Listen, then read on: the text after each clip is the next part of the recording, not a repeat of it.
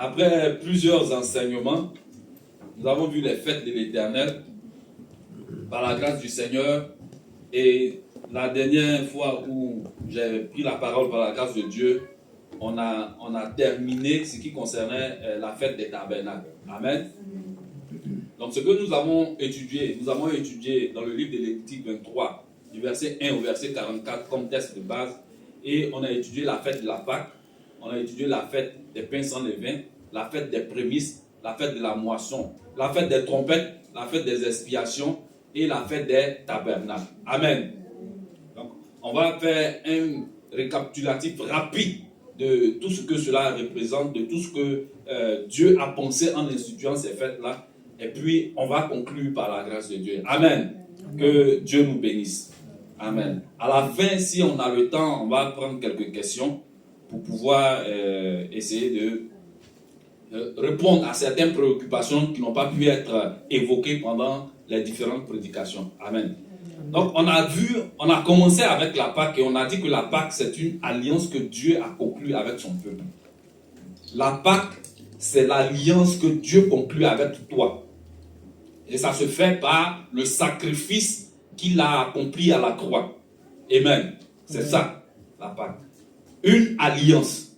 Le sang est versé, il est mis sur les poteaux pour qu'on puisse être en alliance avec Dieu. De telle sorte que quand la mort arrive, on puisse être épargné. La mort nous saute. Voilà, parce que nous sommes en alliance avec le Christ Jésus. Ça, c'est la pensée typique, la pensée profonde de ce pourquoi la fête de la Pâque a été initiée. Et ça se manifeste dans la vie chrétienne par le fait que quelqu'un, à un certain moment, ayant entendu l'évangile, accepte cet évangile-là, croit en cet évangile-là. Vous voyez une histoire comme ça, quelqu'un vient vous dire, ah, il y a 2000 ans, il y a un monsieur qui est venu sur la terre, il dit, il s'appelle Jésus, et puis on dit, c'est lui qui est le Christ, et que si tu crois en lui, voici, parce qu'il a fait un sacrifice, alors tes péchés sont pardonnés. Tout simple. C'est trop facile. Mais Dieu nous a fait la grâce de croire en cela, d'accepter cela pour vrai. Amen. Parce que c'est vrai. Amen. Et le fait qu'on ait accepté ça nous a donné de rentrer en alliance avec Dieu. Donc, nous avons fait la Pâque avec Dieu. Et maintenant, aucune condamnation ne peut nous atteindre. Amen. Alléluia. Amen. De même que la mort est venue pendant la nuit en Égypte pour frapper tous ceux qui n'avaient pas le sang sur le linteau des portes. C'est ainsi que nous sommes marqués à tout jamais de par l'alliance que nous avons conclue, la croyance que nous avons en Dieu. Et rien de ce qui est de la mort ne peut nous atteindre. Amen. Amen. Si nous croyons en cela et nous développons cela, non seulement la mort ne va pas nous atteindre, mais tous les maux de ce siècle présent ne pourront pas nous atteindre. Amen. C'est notre alliance, c'est notre Pâque. Amen. Au-delà de cela, on a vu que quand on entre en alliance, quand on est en Dieu, on ne s'arrête pas là. Amen.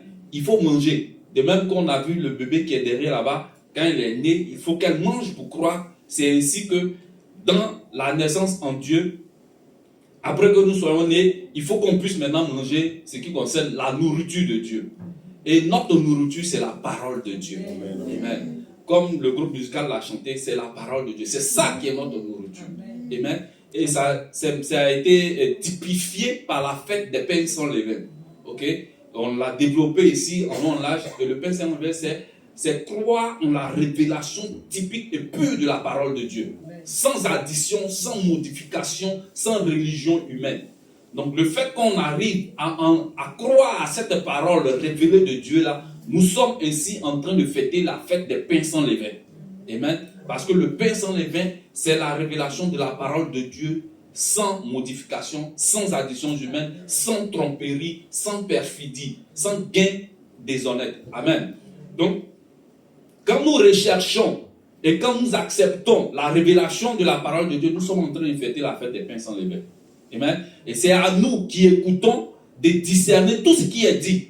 Aujourd'hui, il y a beaucoup d'enseignements sur la toile. Et chacun de nous a accès à cela. Donc, on peut écouter certaines choses.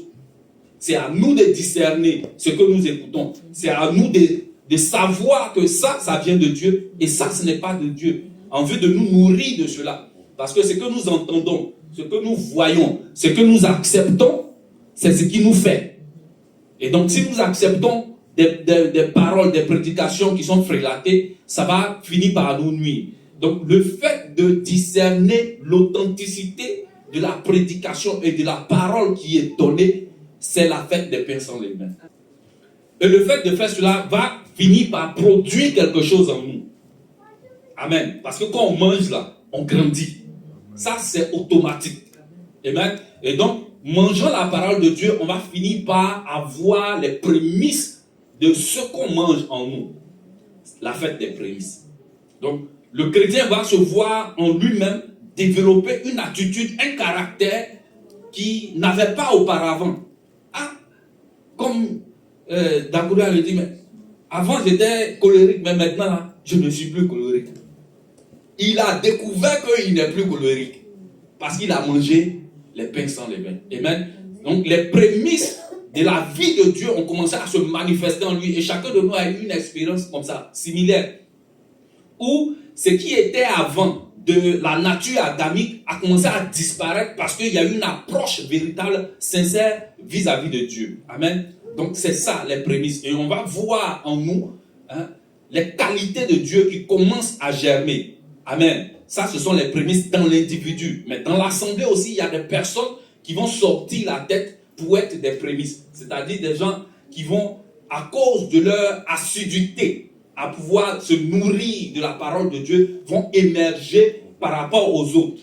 Amen. Ceux-là, ce sont des prémices, mais ce sont des modèles pour que les autres aussi puissent être encouragés dans cette marche chrétienne-là pour pouvoir avancer. Mais les prémices ne s'arrêtent pas là. Quand on continue toujours à manger, quand on continue toujours à s'accrocher à la doctrine pure et vraie, cela arrive à la Pentecôte, à la moisson. C'est-à-dire qu'il y aura une multiplication de la vie divine dans le croyant. C'est la fête de la Pentecôte, c'est la fête de la moisson. Amen. Et c'est ce à quoi Dieu nous appelle. Il ne faut pas qu'on s'arrête juste, ah bon, moi maintenant je parle la langue, ah ça me suffit. Non. En plus de parler en langue, il faut avoir l'interprétation. En plus de l'interprétation, il faut avoir la prophétie. Amen. En plus de la prophétie, elle est don des miracles. Amen. Il y a des gens qui sont malades, elle est le don des guérisons. Amen. Amen. Amen. Dieu n'est pas limité, il n'est pas fini. Il ne suffit pas aussi seulement de manifester les charismes, les dons et tout cela. Non. En plus de ça, voici, développe en toi la divinité. Nous devons développer en nous-mêmes la divinité. Amen. Notre Pentecôte doit se définir par l'acquisition du caractère divin. De telle sorte qu'on puisse dire, ah, mais celle-là, vraiment, elle parle, quand elle parle, c'est comme si Dieu parle. Amen. Ou bien ce frère-là, quand il est présent, vraiment, tout le monde est tranquille. Amen. Il y a une sœur comme ça qui venait ici parmi nous. Quand elle arrive, elle exprime la joie. Je crois, Dao l'a dit. La sœur, bravo. Amen. Donc, il y a ce caractère-là. Et en chacun de nous, chacun doit développer cette nature divine-là. De telle sorte qu'on puisse la manifester de façon abondante. Comme les Écritures le disent, ceux qui croient en Dieu, là, des fleuves d'eau vive couleront de leur sein jusqu'à dans l'éternité. Amen. Nous devons manifester cette Pentecôte-là. Amen. Recevoir l'Esprit de Dieu pour manifester cet Esprit-là en faveur du corps du Christ. Amen. C'est la Pentecôte et la moisson. Et au-delà de cela, on a dit aussi qu'il faut arriver à faire la fête des trompettes. Et la fête des trompettes, il y avait deux trompettes de façon principale. Il y avait le corps, le sofa, et puis il y avait le clairon, c'est-à-dire la trompette qui est faite d'argent battu. Le sofa exprimait la parole qui est délivrée avec force, avec puissance, et le clairon fait d'argent battu exprimait la parole, la prédication du rachat que Jésus-Christ est venu accomplir. L'argent exprimant le rachat. Et on a dit que, persévérant en Dieu, on va finir par proclamer ces paroles de Dieu là. Quand on est rempli de l'Esprit de Dieu par la Pentecôte, on finit par être des trompettes. C'est-à-dire, on finit par être des instruments qui proclament la parole de Dieu, qui proclament la vérité de Dieu, qui proclament la volonté de Dieu avec force et vie et avec vérité en vue du rachat de l'humanité. Amen. Et ça, c'est la fête des trompettes.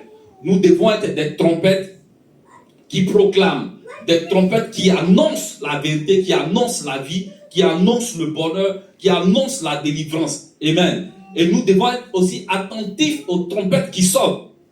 Parce que de même que nous sommes des instruments dans la main de Dieu, aussi il y a d'autres instruments qui parlent.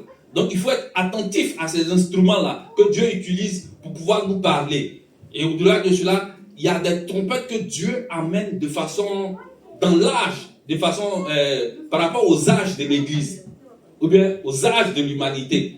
Vous allez voir qu'il y a quelqu'un qui, à un certain moment, je prends l'exemple de Pop, quand il est venu, son message a impacté de façon extraordinaire l'humanité. Amen.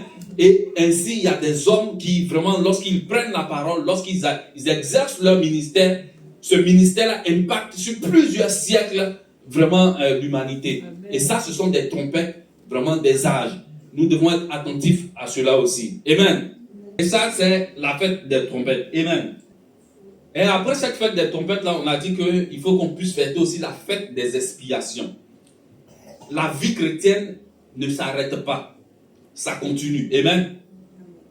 Donc, la fête des expiations, c'est la seule fête où, dans l'ancienne alliance, le souverain sacrificateur, une fois par année, pouvait rentrer dans le Saint des Saints pour pouvoir apporter le sang du sacrifice expiatoire qu'il devait mettre sur le coffret qui était dans le Saint des Saints. Amen. Donc cette fête-là est d'autant plus importante parce que elle permet d'enlever la conscience du péché dans le chrétien. Amen. De telle sorte qu'on puisse croire et être assuré que Dieu nous a pardonné. C'est très très important parce que quelqu'un qui est culpabilisé de quelque péché que ce soit ou bien dans sa conscience, il est difficile qu'il puisse s'approcher de Dieu. C'est ce qu'Adam et Ève ont fait. Lorsqu'ils ont su qu'ils ont péché, Dieu ne leur a rien dit. Quand Dieu est venu, eux-mêmes ils se sont cachés. Donc, quand quelqu'un pense qu'il est pécheur, ou bien quand quelqu'un est culpabilisé, que ce soit par lui-même ou bien par l'ennemi, son approche vis-à-vis de Dieu est difficile. Amen. Et donc, cette fête-là vient pour nous dire que Jésus-Christ a payé le prix à la croix pour nous pardonner. Et il n'y a aucun péché, quel qu'il soit, que Dieu ne peut pas pardonner. Amen. Amen. Dieu peut nous pardonner. Dieu nous pardonne. La Bible dit, si nous confessons nos péchés, nous les délaissons, nous obtenons miséricorde. Et il a été dit ici que chaque jour, la miséricorde de Dieu et ses bontés se renouvellent. Ses compassions ne sont jamais épuisées. Dieu nous pardonne toujours. Amen. Si nous avons péché, demandons pardon à Dieu. Certainement, il va nous pardonner. Amen. Si nos péchés sont noirs ou bien sont comme le cramoisi, Dieu va nous laver de telle sorte que nous soyons blancs comme la neige. Amen. Afin qu'il n'y ait personne, même notre propre conscience, pour pouvoir nous accuser. Amen. Cela n'est pas possible. L'ennemi ne doit pas nous accuser. Et s'il le fait, nous devons présenter donc l'expiation que Jésus-Christ a accomplie à la croix, afin que nous soyons libres dans notre conscience, nous soyons libres dans notre approche du divin. Amen. Amen. Et la dernière fête que nous avons vue, c'est la fête des tabernacles, pour dire que l'objectif de Dieu dans cette démarche spirituelle-là, dans ce voyage spirituel, c'est d'arriver à manifester pleinement la divinité sur cette terre-là. Amen. Et peu importe où on sera, c'est de manifester la divinité. De même que Dieu s'est manifesté en chair, comme la sœur l'a dit dans sa prière, il faut que nous aussi, nous puissions arriver à nous manifester divinement. Amen. Amen. Dieu s'est fait chair, la chair va se faire Dieu, doit se faire Dieu. C'est ça le tabernacle, c'est ça le tabernaclement. On doit arriver à pouvoir manifester la divinité. Amen. Et il faut travailler à cela. Et si nous suivons ce parcours spirituel-là, des fêtes que Dieu a établies, on va arriver à ces fins. Amen. Amen. Les fêtes que Dieu a établies, c'est vrai, c'est pour se réjouir, mais il y a un objectif derrière, c'est notre croissance spirituelle. C'est simple. Chaque fête est un escalier dans notre croissance spirituelle. Et une fête après l'autre, si nous arrivons à saisir la pensée profonde du Seigneur, comme on l'a expliqué, on va arriver au but que Dieu s'est fixé pour l'humanité dans notre vie. Amen. Alléluia. Amen. Que Dieu nous bénisse. Donc, voici de façon résumée les fêtes. Amen. Amen. Mais avant de passer aux questions et réponses, je vais faire un ajout sur toutes ces fêtes-là. Amen. Amen. Le but de Dieu, c'est de faire l'homme à son image selon sa ressemblance. Afin que l'homme puisse être comme lui-même Dieu il est. Cela est important. C'est le plan que Dieu a établi depuis toute éternité. Parce qu'en Genèse, il a dit, faisons l'homme à notre image selon notre ressemblance. Afin qu'il domine sur ce sang, etc., etc. Donc, ça, c'est une prophétie. Faisons l'homme à notre image est une prophétie. Il faut qu'elle se réalise. Parce que jusqu'à présent, il y a une seule personne, un seul être humain qui est arrivé à être à l'image et à la ressemblance de Dieu. C'est Dieu lui-même lorsqu'il s'est manifesté sur la terre en Jésus-Christ. C'est notre modèle. Et nous devons suivre cette trace-là. Travailler à ce que nous puissions aussi manifester cela. Que nous puissions être à la ressemblance et à l'image de Dieu. Amen. Afin que tel Dieu est, tel nous soyons. Alléluia. Que Dieu nous bénisse. On va lire Exode 23, 14 à 17. Exode chapitre 23, verset 14 au verset 17. Tu célébreras la fête des pains sans levain pendant 7 jours. Au temps fixé dans le mois des épis, tu mangeras des pains sans levain, comme je t'en ai donné l'ordre, car c'est dans ce mois que tu es sorti d'Égypte. Et l'on ne se présentera point à vide devant ma face. Tu observeras la fête de la moisson, des prémices de ton travail, de ce que tu auras sémé dans les champs, et la fête de la récolte à la fin de l'année, quand tu recueilleras des champs le fruit de ton travail. 3 fois par année, tous les mâles se présenteront devant le Seigneur, l'Éternel. Amen. Amen. Les Écritures nous disent que 3 fois par année, on doit célébrer des fêtes à l'Éternel. Et au verset 17, il est dit que 3 fois par année, tous les mâles doivent aller vers Dieu. Nous savons qu'il y a 7 fêtes, n'est-ce pas?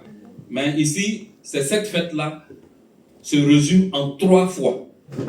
Et chaque 3 fois par année, les Israélites dans le temps devaient aller en un endroit précis pour pouvoir fêter les fêtes que Dieu a prescrites. Amen. Amen. Et ce qui attire mon attention ici, c'est le verset 17, où il est écrit 3 fois par année, tous les mâles se présenteront devant le Seigneur l'Éternel. Nous savons que les fêtes que Dieu a demandées, il a dit que ce soient des moments de réjouissance. Il y a la fête des tabernacles où il est dit même, allez prendre des viandes grasses et des liqueurs douces pour pouvoir vous réjouir. Donc, c'est un moment de chaud. Voilà, pour être terre à terre. Les fêtes que Dieu a demandées là, de façon physique, charnelle, ce sont des moments de chaud. Où lorsqu'on se retrouve, on mange du bon doclon, on mange du bon garba, et puis on boit des liqueurs douces. Mais ne buvons pas, c'est pas grave. Si on ne boit pas, ça fait rien. Voilà. Dagouri, voilà. Donc ce sont des moments de chaud. Maintenant le verset 17 dit que tous les mâles doivent se présenter devant Dieu. Ça semble un peu bizarre. On dit de venir faire le show, et puis on dit les mâles doivent se présenter. Quelle est la pensée de Dieu en cela? Quel est le but de Dieu? Donc ça veut dire que les femelles entre griffes ne doivent pas se présenter 3 fois par année. Mais Dieu nous a permis de comprendre, et on l'a déjà dit ici, les mâles, ce sont ceux qui ont la sémence et qui sont capables de la transmettre. Donc spirituellement parlant, tout être humain, toute personne qui est capable, ou bien qui a Dieu en lui, qui croit en Jésus-Christ et qui est capable d'annoncer ce Christ-là, afin qu'une autre personne puisse croire, cette personne a été mal. Amen.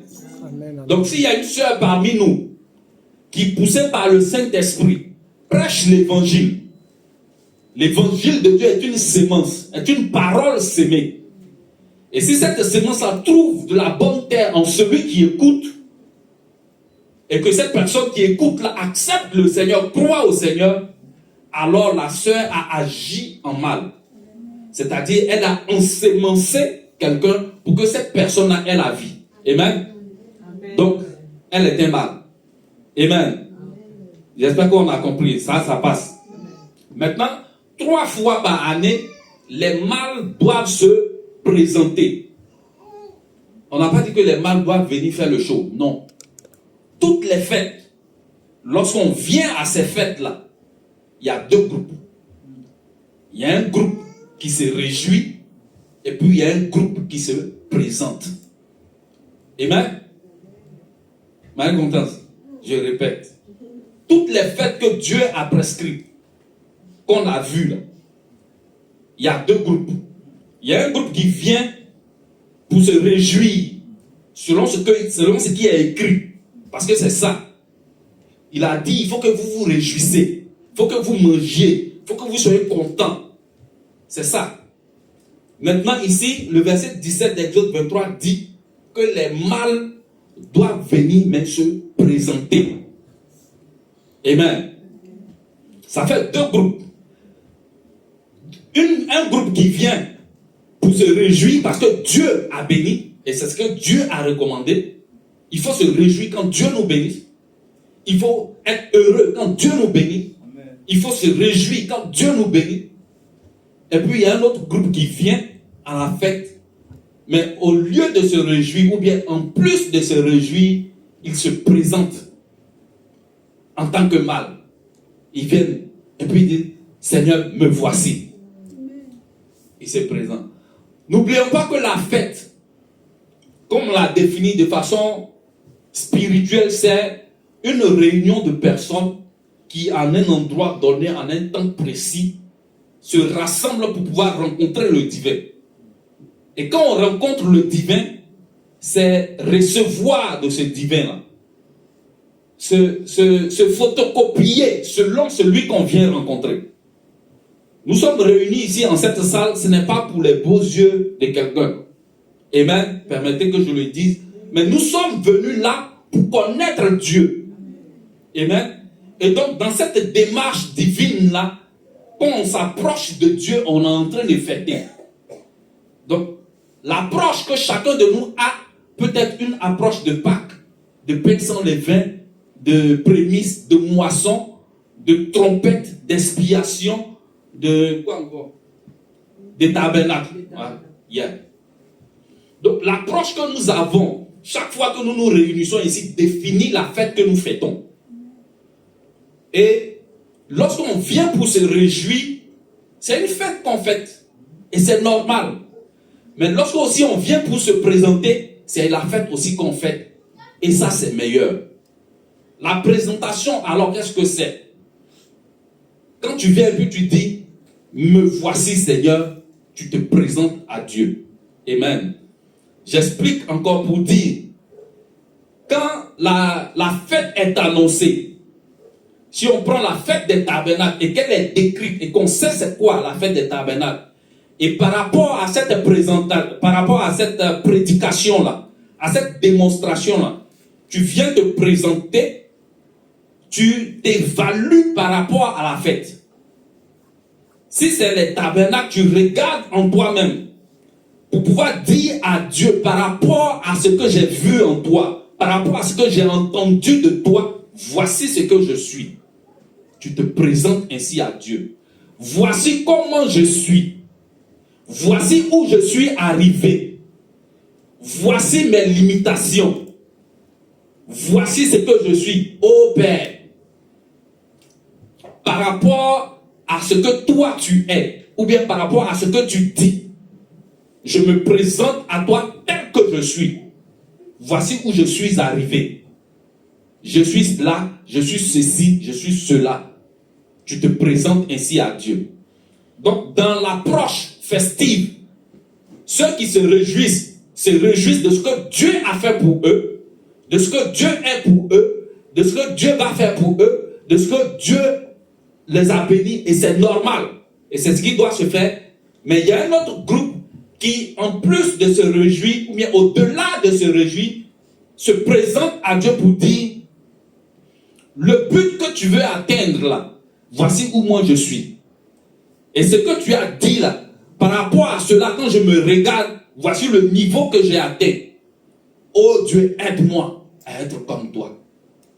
Aide-moi à avancer encore, afin que j'accomplisse exactement la fête que tu as prescrite. Aide-moi enfin que je sois pleinement dans la Pâque. Et que du début à la fin, tout ce qui est Pâque là, je sois ça moi-même. Aide-moi enfin que lorsque les pains sans levain sont distillés, que je ne manque rien de ce qui est de ces pains-là. Mais bien au contraire, que cela puisse entrer en moi. Au-delà de cela, que cela soit moi-même, que je devienne cette manne spirituelle-là. Mais voici là où je suis. Quand on prêche, je n'arrive pas à comprendre. Aide-moi donc à comprendre, afin que je mange entièrement ton pain. Je mange entièrement ta parole, entièrement ta révélation. Voici où je suis, aux prémices. Les autres ont fleuri, ils ont commencé à porter du fruit. C'est bien, Père. Mais je tarde à porter du fruit, Seigneur. Je me présente à toi.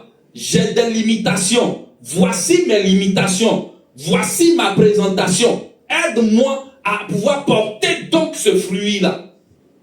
Afin que je sois la joie, je sois la paix, la patience, la bénignité, la douceur, la fidélité et les choses semblables. Galates 5:2. Aide-moi donc, afin que je sois ça. Question? Yeah. Ok. Si je comprends bien, la Bible nous dit dans 1 Samuel que Elkanah montait chaque année avec cette femme-là pour aller, c'est comme s'il partait à une fête. Anne s'est libérée pour aller dans la présence de Dieu pour pouvoir dire au Seigneur que si tu me bénis, celui que tu vas me donner là, je vais te le prêter. Qu'est-ce qu'on peut dire d'Anne? On peut dire qu'elle est mal. On peut dire qu'elle est mal. On peut dire que Anne est allée se présenter à Dieu. Et le fait qu'elle se présente à Dieu là, elle est mal. Amen. Parce que elle a, ce qu'elle a reçu, la sémence qu'elle a reçue là, elle a donné. Voilà. La vie qu'elle a reçue, elle demandait une vie en elle-même, un enfant. Et cette vie-là, elle a redonné. Amen. Elle a redonné à Dieu. Elle a transmis cette vie-là à Dieu. Donc, elle était mal. Amen. Elkanah, lui, était dans... Puisqu'il se réjouissait chaque fois. C'est normal ce qu'il faisait, non? Yeah. C'est ce que tu as dit. Oui, c'est normal. Okay. C'est normal. Je reprécise. Merci pour la question. Le fait de se réjouir à la fête, c'est bien. Le fait de se présenter à la fête, c'est mieux. Amen. La vie chrétienne est une vie de croissance. Alléluia. On doit toujours chercher à grandir. On ne doit jamais s'arrêter. Non, ça ne s'arrête jamais. Dieu n'est pas fini. Quand je dis Dieu n'est pas fini, c'est-à-dire que la connaissance que nous avons, la marche que nous avons, l'expérience que nous avons en Dieu n'est pas entière. C'est pas entier. Il y en a encore. Comme un frère, un ami qui aime à le dire, derrière village, il y a village. Amen. Là où tu penses que tu es arrivé là, il y a quelqu'un qui connaît. Il y a quelqu'un qui est derrière toi. Amen. Amen. Alléluia. Amen. Et c'est vrai. Celui, il y a go ahead. Il y a une question. Oui, Yeah. on te laisse finir d'abord. Bon, ça dépend de toi, on est ensemble. Tu peux poser ta question. Est-ce qu'en tant qu'être humain, on peut arriver à la fête des tabernacles? Bien sûr. Sinon, la fête là, Dieu a donné ça pour qui? C'est pas pour des anges. La fête que Dieu, les fêtes que Dieu a données là, c'est pour que nous, êtres humains, on puisse fêter ça. Amen. Le premier Adam est venu, il nous a donné une nature, il nous a donné ce qu'il est. Le second Adam est venu, et puis il nous a transmis ce qu'il est. Donc par ce second Adam là, on doit arriver à la fête des tabernacles. Forcément. On va arriver. Amen. Vous voyez, le Seigneur est venu, il s'est manifesté sur cette terre, et puis arrivé à un certain moment, il s'est glorifié. Et on a vu à sa gauche et à sa droite Élie et Moïse, c'est ça, non? Qui sont parus. Et quand les disciples ont vu ça, ils ont dit non. Là, on ne part plus de ce lieu-là, on va construire 3 tentes pour qu'on puisse y habiter. Pourquoi il a dit on va construire 3 tentes?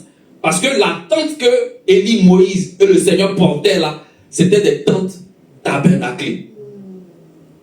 Donc, il a compris là qu'il peut arriver à manifester cette gloire là aussi de Dieu. Amen. Nous pouvons arriver à cela. Frère, je le répète, il n'y a des limites que celles que nous nous imposons. Si tu te dis que ce n'est pas possible, même Dieu ne peut pas t'amener à cela. Mais si tu crois que c'est possible, si tu crois que c'est possible, si tu crois que c'est possible, tout va s'accomplir. Si tu ne sais pas que tu peux arriver à te tabernacler, mais tu ne vas jamais chercher à le faire, tu le connais et que tu travailles et que tu désires la chose, mais Dieu va te donner de le faire. Ce n'est pas par nos propres forces ni par notre intelligence, c'est par le Seigneur Jésus-Christ, c'est par la foi qu'on a en lui. C'est cela qui va nous amener à manifester cela. Amen. Donc, je termine. Pourquoi là aussi, il va vite. Hein? Je termine pour dire, nous devons nous présenter, au-delà de nous réjouir dans les fêtes, nous présenter à Dieu pour nous évaluer nous-mêmes de comment nous sommes, de là où nous sommes, de là où nous partons et demander l'aide de Dieu pour que nous puissions arriver à accomplir son but. Amen. Alléluia. Amen. Pour que nous puissions arriver à accomplir son but. Je donne des versets pour ceux qui notent. Deutéronome 16, versets 1 à 16. Deutéronome chapitre 16, versets 1 à 16. Exode 34, verset 23. Exode 34, verset 23. Amen. Amen. Donc, dans notre approche quotidienne de notre vie chrétienne, nous devons nous réjouir de ce que nous recevons de Dieu, toutes choses, que ce soit spirituellement comme socialement, mais en plus et en mieux, nous devons nous présenter devant Dieu tel que nous sommes par rapport à chaque situation de notre vie, par rapport à chaque enseignement, par rapport à chaque révélation, par rapport à chaque parole de Dieu. Voici qui je suis, voici où je suis. Seigneur, je me présente à toi. Tu apparais devant Dieu tel que tu es. Pas que Dieu ne sait pas, ou bien ne te voit pas, mais ça doit être une démarche volontaire, en vue d'être devant Dieu de façon sincère, pour que Dieu t'aide ou t'élève encore davantage pour avancer dans la divinité, dans la spiritualité. Amen. Amen. Que Dieu nous bénisse. Amen. Il reste 5 minutes, on va prendre 2 questions. Toujours dans la même veine de la fête des tabernacles. Est-ce que on doit se tabernacler de façon périodique? C'est-à-dire, est-ce que c'est devant une situation bien précise qu'on doit manifester pleinement la divinité de Dieu, ou c'est de façon continuelle, là, tous les jours? Puisque nous sommes des êtres humains, et il y a la chair, il y a l'esprit, etc., etc. Et là, la fête des tabernacles nous demande à arriver à manifester pleinement la divinité de Dieu. Amen. Est-ce que c'est devant une situation, quand on t'appelle par exemple pour dire, ah, il y a telle personne qui est malade, il faut prier, que tu dois arriver à manifester pleinement cette divinité, ou bien c'est tous les jours? Amen. La réponse est claire. C'est tous les jours. Chaque jour, chaque instant. Mais comme tu as dit, comme nous sommes encore adamiques, il peut arriver qu'il y ait des fluctuations. C'est pour ça que nous travaillons. C'est pourquoi nous travaillons sur nous-mêmes, pour que, s'étant présenté à Dieu, Dieu nous aide à pouvoir être constant, comme Constance, dans notre démarche spirituelle, dans notre vie spirituelle. Amen. Amen. Amen. Moi, ce que je voudrais demander, comment reconnaître quelqu'un qui est tabernaclé? Comment reconnaître quelqu'un qui est tabernaclé? Comment est-ce que tu reconnais Dieu? Si Dieu vient, comment tu vas le reconnaître? Par l'esprit. Par l'esprit. Tu vas sentir sa présence. Amen. Amen. Tu vas sentir, tu vas savoir, tu vas connaître par ton esprit que cette personne-là est arrivée à se tabernacler. Tu vas reconnaître ça par ton esprit. Parce que l'esprit en nous là, c'est une vie spirituelle. Tu vas connaître, ma chérie. Et il y a des niveaux. Il y a des niveaux de manifestation divine. Comme 1 Corinthiens 15 le dit. Il y a des gens qui ont l'éclat, la gloire des étoiles. Même une étoile diffère en gloire d'une autre étoile. Il y a des gens qui ont la gloire de la lune. Même la lune, elle, a des phases différentes.